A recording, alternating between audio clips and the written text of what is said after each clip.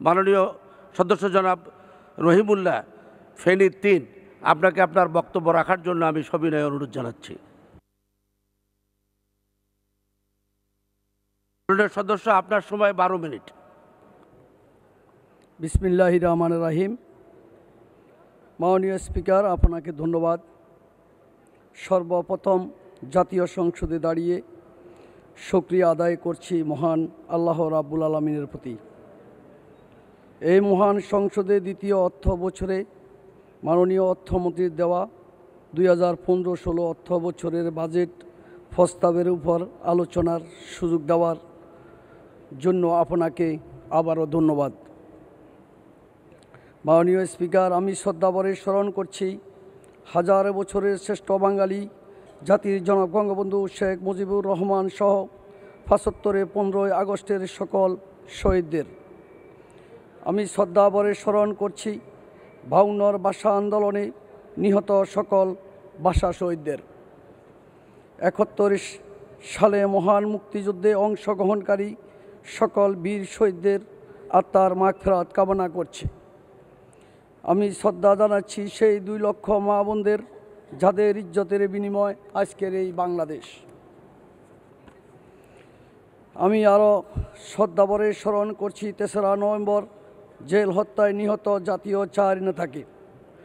আমি আরও স্মরণ করছি 2004 সালের 21শে আগস্ট মাননীয় প্রধানমন্ত্রীকে হত্যার উদ্দেশ্যে গ্রেনেড হামলায় প্রয়াত রাষ্ট্রপতি সহধর্মিণী বাংলাদেশ মহিলা আওয়ামী লীগ নেত্রী আইবি রহমান সহ 24 জন নেতাকর্মীদের।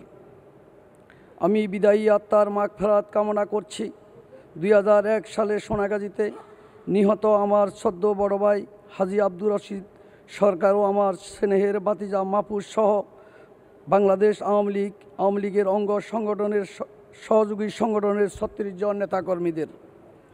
মাননীয় স্পিকার, আমি অভিনন্দন ও শুভেচ্ছা জানাচ্ছি 3য়বার প্রধানমন্ত্রী হওয়ায় জাতির জনকের সুযোগ্য কন্যা বাংলাদেশ আওয়ামী লীগের সভানেত্রী সংসদ নেতা জনত্রী শেখ হাসিনাকে।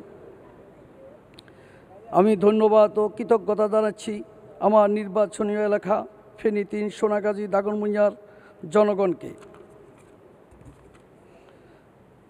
যারা আমাকে জয়যুক্ত করে এই মহান সংসদে কথা বলার জন্য সুযোগ দিয়েছেন। ব্রিটিশ পার্লামেন্টের সাংসদ বঙ্গবন্ধুর নাতনি টিউলিপ সিদ্দিকী, মিতা হক ও রোশনারা আলীকে আমার অভিনন্দন। মাননীয় স্পিকার, অর্থমন্ত্রীর বাজেটে মুক্তিযোদ্ধাদের সম্মানী ভাতা 5,000 থেকে 10,000 টাকা প্রস্তাব করায় আমি মাননীয় মন্ত্রী মহোদয়কে ধন্যবাদ জানাচ্ছি। মুক্তিযুদ্ধে আমার পরিবারের হানাদার বাহিনী কর্তৃক 8 জন মুক্তিযোদ্ধা শহীদ হন। মুক্তিযোদ্ধা চলাকালীন যারা শহীদ হয়েছেন তাদের তালিকা করে সুযোগ সুবিধা প্রদানের জন্য মাননীয় প্রধানমন্ত্রীর প্রতি উদাত্ত আহ্বান জানাচ্ছি। মাননীয় স্পিকার, ফেনীর 6টি উপজেলার মধ্যে একমাত্র সোনাগাজী উপজেলায় গ্যাস সংযোগ নাই। অবহেলিত জনগণের কথা ভেবে গ্যাস সংযোগ প্রদানের জন্য মাননীয় খনিজ ও জ্বালানি মন্ত্রী মহোদয়ের প্রতি জোর দাবি জানাচ্ছি। মাননীয় স্পিকার, সোনাগাজী উপকূলীয় এলাকা বিধায় সর্বক্ষণিক ভাঙ্গনের আতঙ্কে থাকতে হয়। বাদামতলী গুচ্ছু গ্রাম থেকে মুহুরী প্রজেক্ট পর্যন্ত ও 5 নং ইউনিয়নের সুইচগেট হইতে কাজিরহাট ওয়াপদা অফিস ভায়া হয়ে 1 নং ইউনিয়নের নদীর ভাঙ্গনের রোধের জন্য মাননীয় পানি সম্পদ মন্ত্রী মহোদয়ের কাছে আমার জোর দাবি। এবং 5 নং ইউনিয়ন প্রতি 5টি সাইক্লোন সেন্টার নির্মাণের জন্য মাননীয় ত্রাণ ও দুর্যোগ ব্যবস্থাপনা মন্ত্রী মহোদয়ের কাছে জোর দাবি জানাচ্ছি। মাননীয় স্পিকার, ফেনী জেলার দলিয়া থেকে সোনাগাজী 0 পয়েন্ট ভায়া হয়ে সোনাগাজীর মুহুরী প্রজেক্ট পর্যন্ত বিকল্প চট্টগ্রামগামী রাস্তাটির উভয় পাশে 5 ফুট প্রশস্তকরণের জন্য মাননীয় সড়ক পরিবহন ও সেতু মন্ত্রী মহোদয়ের দৃষ্টি আকর্ষণ করছি। মাননীয় স্পিকার, আমার নির্বাচনীয় এলাকা দাগনভূঞা ও সোনাগাড়িতে শতভাগ বিদ্যুৎ সংযোগের জন্য জোর দাবি জানাচ্ছি।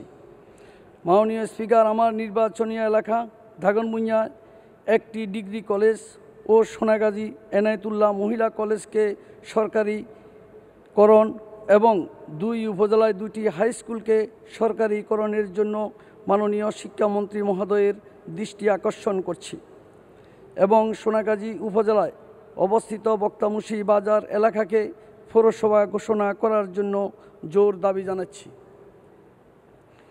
মাননীয় স্পিকার, সোনাগাজী মুহুরী প্রজেক্টকে পর্যটন কেন্দ্র ঘোষণা করার জন্য মাননীয় পর্যটন মন্ত্রী মহোদয়ের সুদৃষ্টি কামনা করছি।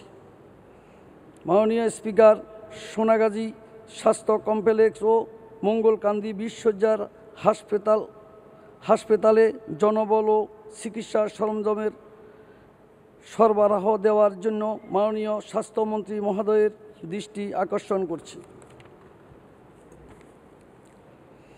মাননীয় স্পিকার, সোনাগাজী উপজেলায় হাজার হাজার একর খাস জমি ফেনীর সিন্ডিকেট কমান্ডারের অস্ত্রধারী ও স্থানীয় অস্ত্রধারী ভূমিদস্যু জমিগুলো দখল করে নিয়ে যাচ্ছে, অথচ ভূমিহীনেরা বঞ্চিত।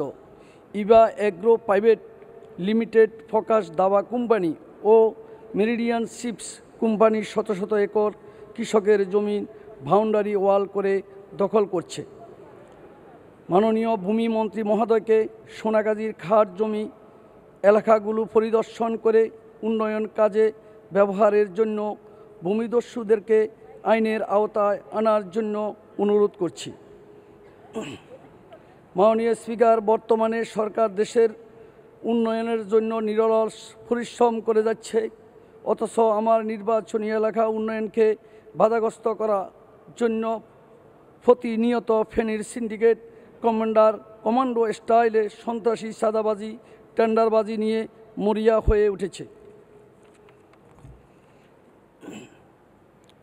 উন্নয়নকে বাধাগ্রস্ত করে syndicate commander আন্ডারগ্রাউন্ডে Jamaat Shibir agenda বাস্তবায়নে মরিয়া। মাননীয় স্পিকার, যে সকল আসনগুলো জামায়াত শিবিরের দখলে ছিল তার মধ্যে ফেনী 3 আসন উন্নত। 20 দলীয় জোট গুম, খুন ও পেট্রোল বোমা মেরে নিরীহ জনগণকে হত্যা করছে। ঠিক সেই সময় ফেনীতে আলোচিত আল্লামা আহমেদ শফী সাহেব কিভাবে এক বছরে 3 বার সমাবেশ করে। মাননীয় স্পিকার, গত 15 নভেম্বর ফেনী সার্কিট হাউজে সড়ক পরিবহন ও সেতুমন্ত্রী মহোদয়ের উপস্থিতিতে আমাকে হামলা করে।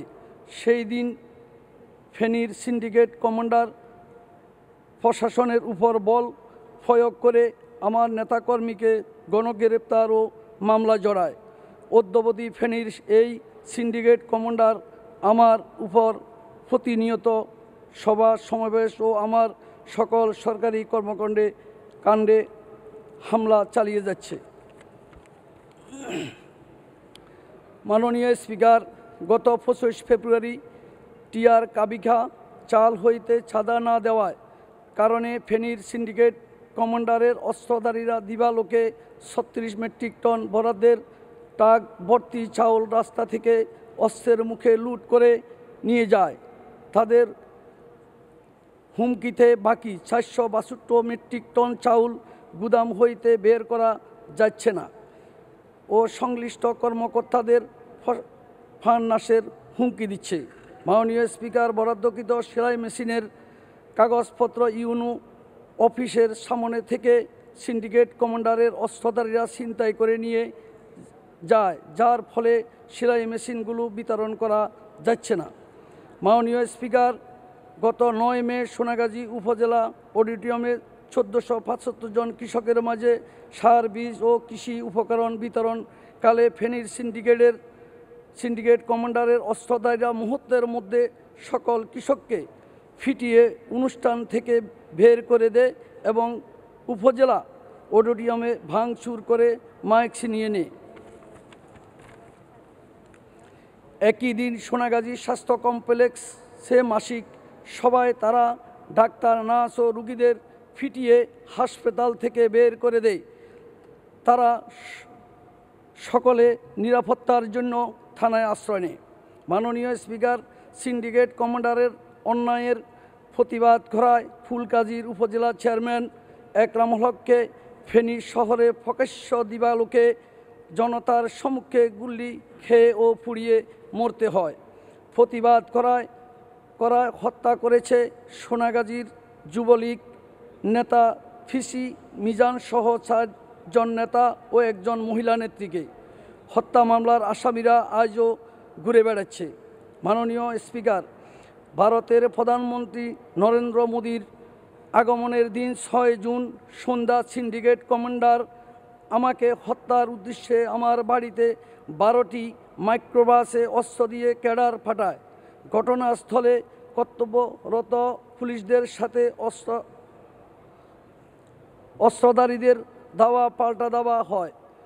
প্রতিমধ্যে লালপোলে নামক স্থানে র্যাব তল্লাশি করে সিন্ডিকেট কমান্ডারের অস্ত্রধারীদের 26 জন সদস্যকে বিপুল অস্ত্রসহ গ্রেপ্তার করে।